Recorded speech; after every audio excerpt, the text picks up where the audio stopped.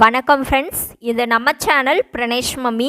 இன்றைக்கி நம்ம வீடியோவில் நம்ம எதை பற்றி பார்க்க போகிறோம் அப்படின்னா 8 மந்த்ஸ்லேருந்து எல்லா வயசு குழந்தைங்களுக்கு நட்ஸ் இன்ட்ரடியூஸ் பண்ண போகிறோம். அப்படின்னா எல்லாருமே கொடுக்கக்கூடிய ஒரு காமனான ரெசிபி. குழந்தைங்களுக்கு நல்லா வெயிட்டும் போடும், டக்குன்னு செய்து கொடுக்கலாம், ஈஸியாகவும் டைஜஸ்ட் ஆகும். ரொம்ப சிம்பிளான ரெசிபி தான். உங்களுக்கு தெரியலைன்னா ட்ரை பண்ணி கொடுங்க, குழந்தைக்கு சூப்பராகவே வெயிட் போடும். இந்த ரெசிபி எப்படி செய்கிறதுன்னு பார்க்குறதுக்கு முன்னாடி இப்போ தான் ஃபஸ்ட் டைம் நம்ம சேனல் பார்க்குறீங்கன்னா சப்ஸ்கிரைப் பண்ணி லைக் பண்ணிக்கோங்க. ஓகே ஃப்ரெண்ட்ஸ், குழந்தைங்களுக்கு 8 மந்த்ஸில் நட்ஸ் எல்லாம் ஸ்டார்ட் பண்ணும்போது ஈஸியாக டைஜஸ்ட் ஆகிறதுக்காக நம்ம கஞ்சி இந்த மாதிரி தான் செய்து கொடுப்போம்.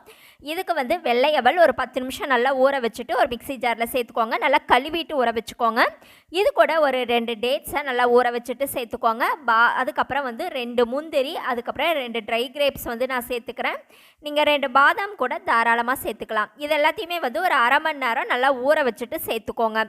இப்போ மிக்ஸி ஜாரில் கொஞ்சமாக தண்ணி சேர்த்துட்டு இது எல்லாத்தையுமே நம்ம நல்லா கழுவி எடுத்துகிட்டு வந்துடலாம். இந்த ட்ரை கிரேப்ஸ் எல்லாம் பார்த்திங்க அப்படின்னா குழந்தைங்களுக்கு ஹீமோக்ளோபின் அவ்வளோ சூப்பராக அதிகமாகும். இப்போ அதை நல்லா ஃபைனாக அரைச்சி எடுத்துக்கோங்க.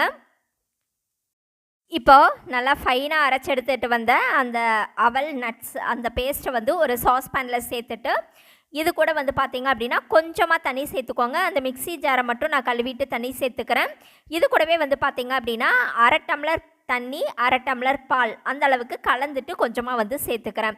நீங்கள் பசும்பால் கொடுத்து பழக்காத குழந்தைங்க அப்படின்னா வெறும் தண்ணி மட்டும் சேர்த்து கஞ்சி மாதிரி காய்ச்சி கொடுத்தீங்கன்னா போதும். 1 வயசுக்கு மேலே இருக்கிற குழந்தைங்க அப்படின்னா கொஞ்சம் பசும்பாலும் சேர்த்து செய்து கொடுக்கும்போது இன்னுமே நல்லா வெயிட் போடும். இப்போ இதை நல்லா கலந்து விட்டுக்கோங்க. இதை நல்லா கைவிடாமல் கலந்து விட்டுட்டு இதை நல்லா ஒரு திக் கன்சிஸ்டன்சிக்கு வந்த உடனே இதை சர்விங் பவுலுக்கு மாற்றிட்டு ஒரு மிதமான சூட்டில் morning breakfast, lunch time, evening snacks டைம்னு நீங்கள் எப்போ வேணாலும் தாராளமாக கொடுக்கலாம். இந்த ரெசிபி உங்களுக்கு பிடிச்சிருந்ததுன்னா மறக்காமல் நம்ம சேனலை சப்ஸ்கிரைப், லைக் பண்ணுங்கள், கமெண்ட் பண்ணுங்கள். Thank you friends.